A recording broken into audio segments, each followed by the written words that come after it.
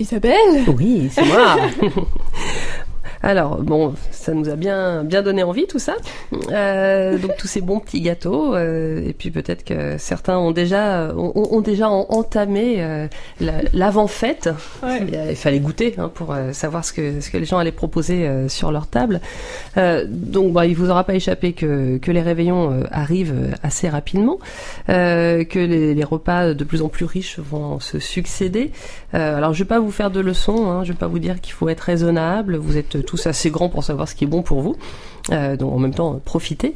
Mais je vais essayer de partager avec vous quelques astuces pour tenir ce marathon qui s'annonce et que j'espère que vous allez pouvoir traverser sans crise de foi pendant toute la période. Alors là, nous sommes le 21 décembre, mais peut-être que vous avez déjà entamé la période de bombance. De bonbons. Ah, je savais. Oui, donc Fanny, bombance, ça existe. C'est lorsque l'on mange beaucoup que l'on boit, bref, que l'on fait la fête, même si sans alcool, la fête est plus folle. Mais je savais que tu allais rebondir sur ce terme. Alors moi personnellement j'ai déjà quelques repas à mon actif. Il y a un repas d'entreprise de mon mari, repas communal, pot de fin d'année d'association, d'équipe. Et dans la semaine à un moment donné je me suis dit non, ce serait bien de se mettre un peu au vert. Et encore avec tout ça, j'en ai loupé grâce à un petit syndrome grippal. Donc mince. Mais merci à la limite. C'est mais t'aurais pu manger encore plus. C'est bien. Ouais, mais peut-être, mais en même temps j'aurais déjà fatigué un petit peu mon corps. Donc pour le moment je vois ça un peu comme un entraînement. Mais j'ai eu une envie de fruits et légumes crus dans la semaine pour me mettre un petit peu au repos quand même. Alors comment est-ce qu'on peut faire pour récupérer pendant les fêtes ? Et puis ce que je vous dis maintenant c'est valable aussi pour après. On va commencer par bien s'hydrater. Alors je sais, c'est un peu une idée fixe, je vous en parle quasiment dans toutes les émissions. Alors on va commencer par boire de l'eau, donc buvez. Pour le coup, il va falloir drainer, va falloir nettoyer un petit peu tout le corps, tout le système, parce que avec les repas plus riches, qui peuvent être accompagnés d'alcool pour certains. Oui, ceux qui ne boivent pas, il y aura peut-être des jus, enfin en tout cas il y aura plus de sucre. Souvent l'apport en eau est plus pauvre, donc on va chercher à se remettre un petit peu à niveau. Vous pouvez aussi penser aux infusions, au thé vert, enfin tout ce qui va pouvoir vous aider à détoxifier et à relancer la machine du drainage et de l'élimination. Et puis on va aussi mettre son système digestif au repos. Alors comment on fait ? On essaye de manger un peu moins. On va s'axer, miser sur les soupes, sur les légumes, sur les fruits. Si pendant quelques jours, vous pouvez faire une petite pause sur le pain, sur la viande, sur le fromage et tout ce qui est sucre ajouté, votre foie, il va vraiment vous dire merci. Alors, je dis pas qu'il faut tout arrêter, mais déjà peut-être en manger un petit peu moins, éviter la sauce, faut pas gâcher, tout ça. Non, ça c'était bien là au moment du réveillon. Et là, pendant 2-3 jours, on essaye de se mettre un petit peu au repos. On peut penser aussi au jus de légumes. Souvenez-vous de l'émission qu'on avait fait avec Au Pur Jus. Donc ça peut vous donner des idées. Donc si vous avez un extracteur de jus, c'est juste nickel. Sinon avec une centrifugeuse, vous arriverez à un résultat quand même intéressant. Donc ça permet de diversifier l'apport en légumes et en fruits. On peut y rajouter des épices. Donc il y a plein de recettes qui vont sur la détox, mais tout simplement aussi des recettes vitaminées qui permettent de faire un gros, j'allais dire un shoot de vitamines. Mais c'est presque ça en fait. Dans un verre, il y a une grande quantité de légumes et de fruits. Donc il y a toujours plus de légumes que de fruits. On va pas chercher le trop de sucre non plus, mais le peu de fruits viendra adoucir. Et puis permettre à ce que certains goûts de légumes passent mieux, parce que la betterave, tout le monde n'aime pas ça. La betterave crue, ça peut être un peu fort. Et donc si on rajoute du curcuma, on rajoute du gingembre, ça va vous faire un petit cocktail qui va revigorer toutes vos petites cellules. Mais on peut penser aussi à une monodiète. Alors une monodiète, c'est quand on mange sur une journée un même type d'aliment, mais en quantité suffisante pour ne pas avoir faim. Donc celle dont on parle assez souvent, c'est une cure de raisin ou pomme. Il y en a même qui vont sur du légume. Donc là, dans ces cas-là, on peut le manger cru, on peut le manger cuit. Mais on reste sur un seul aliment. On mange que ça. On mange que ça. D'accord. Donc comme ça, on ne s'affame pas, mais quand on parle de mettre le système digestif au repos, c'est qu'en gros, on lui envoie un seul message.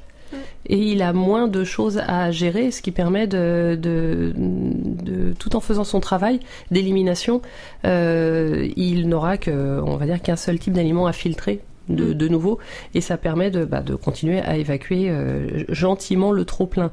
Une monodiète, ça se prépare. Donc si, imaginons que là, ce petit programme, vous le suiviez entre les 2 fêtes, faites-la plutôt en milieu de semaine. C'est-à-dire que petit à petit, commencez à manger un petit peu moins en rajoutant un peu plus de légumes, un peu plus de fruits, pour que ce soit pas trop brutal pour votre corps le jour où vous vous mettez un peu plus au repos. Et pareil, sur les 2-3 jours qui suivront, vous recommencerez à manger peut-être un petit peu plus riche. Quand on fait un jeûne, c'est la même chose. On n'y va pas d'un seul coup. Enfin, on peut, moi des fois ça m'arrive, mais ça peut être c'est un peu bousculant pour le corps quand même. Donc on se prépare en descente et en remontée, en fait. Et alors on évitera dans ces cas-là d'avoir une activité physique trop intense. Mais on bouge normalement, on travaille normalement, il n'y a pas de souci.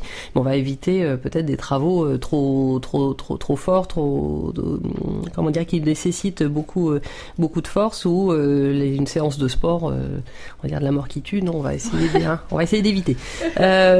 L'idée, c'est tout simplement de continuer à relancer la machine, à relancer notre corps, tout en douceur. Donc ça aussi, ça se fait tout en douceur. Et puis, sur cette semaine, si vous mangez plus léger, ça permettra d'absorber aussi quelques écarts. Ouais. Là, je rigolais en disant que j'avais pris 10 kilos en regardant des gâteaux, mais c'est vrai que si on peut avoir tendance à manger donc un peu plus, on mange plus riche, on n'a pas envie de refuser tel plat qui passe sous nos yeux, parce que déjà on en mange qu'une fois par an, et c'est la fête, c'est le partage. Oui, sauf que je vous mets au défi de compter le nombre de calories que vous êtes capable de manger, d'avaler sur une journée. Entre le 24 et le 25, pour peu qu'on passe d'une famille à une autre, et puis qu'on remet ça, chouette, super, j'ai trop envie. Donc donc on parle pas de régime, mais juste d'essayer de rééquilibrer un petit peu avec les moments plus festifs. Ce qui peut aider aussi à récupérer, c'est de s'aérer et de bouger. Bon, vous n'allez pas être très très étonné. Et pas trop bouger comme tu l'as dit juste avant. Oui, non plus. On y va en douceur. Donc déjà, au moment des fêtes, pensez à la balade digestive. Oui, ça c'est bien. Digestive. On fait le tour du quartier. Non mais ça paraît rien, mais déjà on va aller s'aérer. Il faut réussir à se lever, quoi. Ouais, c'est ça. Après manger. Mais justement, par rapport à ça, c'est vrai que moi je me rappelle quand j'étais plus petite, à chaque fois après un gros bon dîner, on allait se balader dans la ville, pour promener le chien en même temps. Mais maintenant, je me rends compte qu'on a plus la flemme de bouger quand même. Surtout après avoir mangé un énorme repas, mais c'est vrai que ça fait du bien après. Ouais. C'est comme le sport, on n'arrive pas à s'y mettre, mais une fois qu'on y est... Ouais. Ah, c'est ça. Donc là, en plus, effectivement, il peut faire froid, mais on peut se dire, allez, on va aller regarder les lumières dans la ville, les décorations chez les voisins, n'importe quoi qui nous met dehors. Bon, forcément, s'il pleut des cordes, ce sera plus compliqué. Mais si on a un temps... Je vérifie. Oui, si on a un temps un peu comme là, ça peut complètement le faire. Donc on se couvre bien. On va pas attraper froid non plus sur tout ce qu'on a mangé, sinon le résultat ne sera vraiment pas top.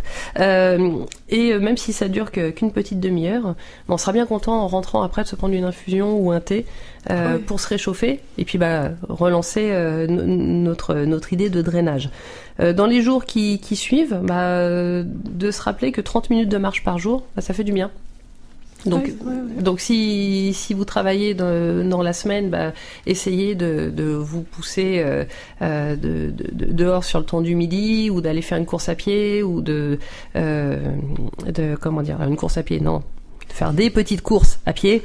voilà, faut que je fasse attention aux mots. Mais donc l'idée, c'est juste de se bouger un petit peu plus pour dépenser un peu plus de calories aussi, et de vraiment réoxygéner, remettre en mouvement tous les muscles et donc tout notre corps. Profitez-en quand vous sortez comme ça pour respirer à fond. Alors, bon, forcément, si on a une alerte pollution, vous éviterez. Voilà. Mais si tout... Respire la bonne air, puis Voilà. Mais si tout va comme actuellement, donc inspirez profondément, expirez longuement, ça aussi, ça permet de relancer un petit peu toute la machine. Pour vous aider aussi à digérer, vous pouvez faire descendre votre respiration sur le ventre. Vous gonflez votre ventre à chaque fois que vous inspirez et vous le laissez redescendre et se creuser sur l'expiration. Ça fait comme un mouvement de vague. Ça vient masser le ventre et quand on a le foie, l'estomac, tout ça qui est un petit peu trop tendu, ça va aider. Ça va aider justement à relâcher et à permettre que ça circule mieux. Une petite couverture, une petite bouillotte aussi sur le ventre, au niveau du foie. Ça fait un peu remède de grand-mère, mais ça va, comment dire, il fonctionnera mieux, tout simplement. Parce que sinon, il faut qu'il lutte aussi pour réchauffer votre corps. Donc là, non. Et si on le met dans de bonnes conditions, dans son pilou-pilou, on met notre foie dans son pilou-pilou, et il vous dira aussi merci. On va. Alors, vous retrouverez dans ce que je partagerai. J'ai mis un exercice de sophrologie. Là, je vais pas vous le faire, qui nous permet de récupérer de l'énergie. Donc je vous inviterai à lire l'article qui suivra. Sinon, pour nous permettre de récupérer, il y a aussi, ça paraît évident, mais c'est réajuster notre sommeil. Ouais. Parce que le réveillon, toutes ces soirées, ça nous amène à nous coucher tard ou pas à nous coucher dans certains cas. On va dormir peu, mais tout ça arrive à une période de l'année où on est déjà fatigué. Il y a la fatigue de l'hiver. Certains, on a déjà dû lutter contre les maux de l'hiver. Donc, on a aussi un manque de sommeil naturel par rapport à ça. C'est une période où, pour beaucoup, on doit travailler peut-être un peu plus parce que, justement, il y a les jours fériés, donc il y a plein de choses à rattraper. La course aux cadeaux, au repas. Donc, bref, le mois de décembre, c'est rarement un mois très cool. Donc tout ça fatigue. Et ces décalages de rythme vont accentuer notre fatigue, mais nos fragilités aussi. C'est là, souvent aussi, qu'on tombe malade, généralement juste après les fêtes, parce que notre corps, il traîne sa fatigue de l'année, mais on lui en a demandé aussi plus.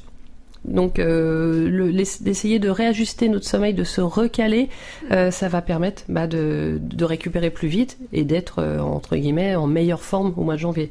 Il y en a beaucoup quand même qui reprennent le boulot, pour ceux qui prennent des vacances, complètement claqués en janvier, et que la première grippe qui passe, allez hop, c'est bon, c'est pour nous. Donc dès le 26, essayez de commencer à vous recaler. S'il y a pas de soirée particulière. Après, il y a le Nouvel An. Justement, on peut commencer dès le 26 jusqu'au 30. Et après, recommencer oui, du coup. D'accord. Si tu veux faire tourner les serviettes pendant toute la nuit du 31 au 1er, vaut mieux être un petit peu en forme quand même. Ne pas piquer du nez à la première coupe de champagne. Et oui, c'est un petit marathon là qu'on est en train de préparer. Donc, si t'as pas pu te préparer avant, là au moins, récupère pendant ta semaine. Donc là, il n'y aura pas de matinale, donc tu vas pouvoir peut-être dormir un petit peu plus tard le matin. Parce que, après moi je te posais cette question parce que par exemple, moi, si j'ai pris cette habitude de me coucher à 23h tous les soirs et à me lever, à 11h le matin, parce que je dors beaucoup, et du coup, quand ça sera le nouvel an, j'aurai un coup de barre à 23h. Ouais, mais un mars et ça repart. Attends, là, c'est festif, donc tu. Et surtout quand t'attends que tu sois servi pour le repas, ça te donne un coup de barre encore plus vite. Je sais pas où vous allez fêter le jour de l'an, mais moi, souvent, on fêtait le jour de l'an dans des salles des fêtes. Quand c'était organisé par les municipalités, et souvent tu tardes à être servi en repas. T'es servi à aller à 22h, 23h, alors que d'habitude tu manges à 20h. Moi j'ai vite un coup de barre, et après en plus quand t'es servi, t'as même plus faim aussi en même temps, donc Bah là, il n'y a pas vraiment de solution, si ce n'est si... Ça met une barre chocolatée. Ouais, avant. aussi. un petit café avant ou un verre de coca pour ceux qui en boivent. Non, sinon une petite sieste dans la journée, si c'est possible. Ah oui, ouais. Et ceux qui ont travaillé la journée du 31, pouvoir s'accorder une petite heure avant d'aller à la fête. C'est de se mettre au calme dans le canapé, dans le lit, même si on dort pas complètement, c'est allez, je récupère un petit peu. Et puis peut-être oui, prendre un thé ou un café si on sait que on va falloir que l'on tienne sans vraiment manger. Chacun pourra trouver ses astuces, mais tout ce que tu auras récupéré dans la semaine, en essayant L'idée, c'est pas de dormir 12 heures d'affilée. C'est chaque jour de récupérer un quart d'heure, une demi-heure pour arriver à notre seuil de sommeil optimal. D'accord. Parce que les grasses mat, ça réussit pas à tout le monde. Par exemple, là, avec la matinale, moi, souvent, j'ai un rythme donc complètement décalé parce que je n'arrive pas à me coucher tôt. Donc, à un moment donné, de toute façon, j'y arriverai forcément, je serai épuisée. Mais souvent, les 2 nuits qui suivent, j'écrase beaucoup plus longtemps. Ce qui fait qu'après, je me retrouve de nouveau décalé avec une nuit où je n'ai plus du tout envie de dormir. Parce que c'est comme si quelque part j'avais trop récupéré. Donc quand on parle de se recaler, on fait attention à quelle heure on se couche, mais aussi à quelle heure on se lève. D'accord. Parce que si par exemple si un matin j'ai rien à faire et que je me laisse vraiment, je me laisse me réendormir dans la couette là où je sais que tout le monde travaille, est à l'école, j'adore ce moment-là. Ça me fait du bien sur le moment. Mais je sais que ça va me décaler sur toute la journée et le soir après, maintenant je serai pas fatiguée. Même si j'ai bougé dans la journée. Bah tu sais quoi ? Je fais partie des personnes qui sont quand même fatiguées après. Genre vers 20h, je suis fatiguée. Pourtant je me suis levée à midi. Je suis fatiguée. Ouais, alors j'ai mes ados à la maison, c'est la même chose. Donc attends de prendre un petit peu d'âge, tu verras, ça va bouger tout ça. J'y croyais pas, mais si. Ah, si, le sommeil évolue avec l'âge aussi. Ah, d'accord. Donc là, pour moi, tu es encore dans la catégorie ado. Donc j'en ai une de 16 ans qui fait exactement la même chose que toi. Mais on en reparlera d'ici 5-6 ans, si tu veux bien. Oh. Bon, après le sommeil, on va aussi penser peut-être aux vitamines. Alors je sais pas si vous en prenez des vitamines en ce moment, des compléments alimentaires. J'aime pas trop les vitamines de synthèse en fait. Je suis plus pour manger des fruits entiers quoi. Des fruits et des légumes. Je pense qu'il y a rien ne vaut les produits bruts. Alors, et toi Fanny ? Bah moi pareil, plus les fruits par exemple en ce moment c'était les clémentines. Ah ouais, moi aussi les clémentines. Mais comprimé, enfin moi j'ai du mal, de toute façon j'ai du mal, tout ce qui est médicaments en fait, à prendre de façon régulière. J'ai du mal. Je pense que c'est un peu tout le monde, enfin moi je suis comme ça aussi. Ouais, j'ai vraiment du mal. Alors là je vais pas vous parler de médicaments, mais plutôt de compléments alimentaires et naturels. Alors, de l'alimentation c'est effectivement là où on va trouver le plus de vitamines et de minéraux, sauf que ce que l'on mange n'a pas forcément la même valeur nutritive qu'il y a 20, 30, 40 ou 50 ans. Il y a beaucoup d'études qui montrent qu'une pomme de maintenant et une pomme d'il y a 50 ans, il y a pas du tout les mêmes les mêmes bonnes choses dedans, sans rentrer dans tout le détail. Que pour avoir la même valeur nutritive d'une pomme d'il y a 50 ans, il faudrait en manger, alors j'ai oublié le chiffre, mais enfin énormément. Donc de temps en temps de faire une petite cure de vitamines, ça permet de recharger un petit peu les batteries. Mais on va chercher des formules qui sont donc le plus naturelles possible, et surtout qui soient biodisponibles facilement. C'est-à-dire que on peut prendre des compléments alimentaires, mais la plupart on les avale et on va faire pipi après. Ouais. Oui, c'est ce que j'avais entendu pour la vitamine C. Tout à fait. Souvent, les formules de synthèse, c'est ce qui se passe. Moi, je vous encourage à vous intéresser à des formules plus naturelles. Par exemple, pour le magnésium, regardez manger du chocolat. Ouais, aussi. Alors pas trop parce qu'après ça empêche de dormir aussi. Mais donc le magnésium marin s'assimile beaucoup plus facilement que le magnésium que l'on trouve en pharmacie, on va dire classique. Donc si le magnésium, on en manque naturellement. Le stress, la fatigue nous fait en consommer plus dans notre corps. On l'assimile naturellement moins bien, et donc plus on est fatigué, plus on en consomme, plus on est fatigué, et ça fonctionne aussi avec le stress. C'est pas compliqué, c'est une sorte de cercle vicieux qui s'installe, et on peut se retrouver très rapidement carencé. On le sent, hein, des crampes qui s'installent facilement, une paupière qui saute et qu'on n'arrive pas à contrôler. Ça, généralement, c'est dit, ah tiens, il serait bon de faire une petite cure. Donc il y a des os qui sont fortement chargés en magnésium, épars par exemple, mais qui finit au bout d'un moment par faire des...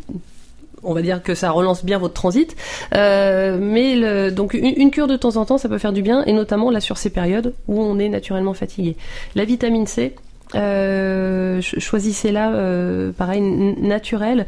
Ce qu'on trouve beaucoup en magasin bio ou en laboratoire, on va dire éco-responsable, ce sont des vitamines C à base d'acérola. Ah oui, c'est ce que j'allais dire. Ouais. Donc l'acérola, c'est une sorte de cerise originaire d'Amérique latine. Alors lisez bien sur les flacons, parce qu'il n'y a pas forcément le même taux de vitamine C dans toutes les marques, mais celle-ci s'assimile assez facilement et n'a pas l'effet de certaines marques ou très très très orange, où quand on le boit on fait pipi orange une demi-heure après et il ne reste plus rien dans le corps. Et puis en plus celle-ci c'est surtout du sucre, je crois, quand on regarde les ingrédients, aussi. Les petits cachets là, les petits... Donc là, dans les naturels, vous pouvez en comparer, regarder les formules, parce que certaines peuvent être aussi sucrées. Donc plus le taux plus c'est pur, plus on se rapproche du fruit, et mieux ce sera, et mieux ça aidera votre corps. En tout cas, là, dans ces périodes où on a eu du froid, du doux, et une petite cure de vitamine C et de magnésium, ça vous fera beaucoup de bien, et ça aide le foie aussi. Ne l'oublions pas, cet organe a besoin d'être un petit peu renforcé. J'ai encore parlé du foie. On va bien entendu essayer d'éviter l'alcool. Ça tombe sous le sens, hein, mais il est quand même bon de le rappeler. Donc, parce qu'entre les fêtes de famille, les repas d'entreprise, dès que vous pouvez éviter, pour ceux qui boivent même raisonnablement, mettez-vous au verre, hein, et non pas au verre. Mettez-vous au verre VERT et non pas au verre VE. D'accord. Ça, c'est une blague qui passe mieux à l'écrit qu'à l'oral. Oui. Mais je me suis trop marrée en l'écrivant. Je suis désolée, fallait que je vous la place. Donc donc on revient sur l'idée on se réhydrate plus en eau, en une infusion, en thé, mais pas en alcool. Hein. Non, l'alcool, c'est pour le coup, on le met de côté, parce que même si on boit raisonnablement pendant les fêtes, une coupe de champagne par-ci, on goûte tel vin, peut-être un digestif, ça fait des mélanges, et notre foie, au bout d'un moment, il en a juste assez. Mais aussi, il y a une dernière chose. Là, je voudrais pas passer à côté de ça. Donc c'est bien de penser à comment on peut récupérer nos écarts, mais n'oubliez pas que vous pouvez aussi gérer chaque repas. Donc là, l'idée, c'est pas de vous priver. Donc sans vous frustrer, vous pouvez juste écouter ce que votre corps vous raconte. Donc au lieu de suivre votre gourmandise, ou dire oui pour la 3e fois à la personne qui est en train de vous resservir, juste demander à votre corps de quoi il a besoin. Et là, vous pourriez être surpris de la réponse, et peut-être que vous ne reprendriez pas de cette bûche au chocolat merveilleuse, vous en prendrez peut-être le lendemain, si on vous en garde une part, ni de cette dernière coupe de champagne, au final, vous avez envie, mais peut-être pas tant que ça, et ça peut être la coupe de trop, celle qui va vous rendre malade. Donc ça, c'est vraiment important, de suivre vraiment ce dont vous avez envie, mais surtout besoin. Et puis aussi, pensez que vos émotions conditionnent la façon d'assimiler les aliments. Donc si vous êtes stressé, contrarié, forcément vous allez digérer moins bien. Que la colère, la rancœur bloquent le foie. Donc dans ces périodes où on se retrouve en famille et qu'il y a des choses qui peuvent remonter, pensez-y, hein, c'est pas innocent ce que je vous dis. Et souvenez-vous des exercices dont je vous parlais lundi, où on évacue la pression, on se recentre et on se recharge en énergie dans notre bulle. Si vous trouvez, ou simplement aller faire un tour dehors, mais si vous trouvez le moyen d'évacuer, si vous sentez qu'il y a quelque chose qui monte comme ça, comme en émotion, vous serez forcément moins sensible à ce qui vous entoure si vous arrivez à vous protéger, et votre corps fonctionnera mieux. Donc vous passerez forcément de meilleures fêtes d'un point de vue digestif. Alors, bon, je voulais pas m'arrêter sur une note trop négative, donc restez positif, hein, ça, tout va bien se passer. Et puis n'oubliez pas qu'en janvier, c'est la période des galettes, des boîtes de chocolat terminées, que les crêpes arrivent pas longtemps après. Je vous souhaite de très belles fêtes.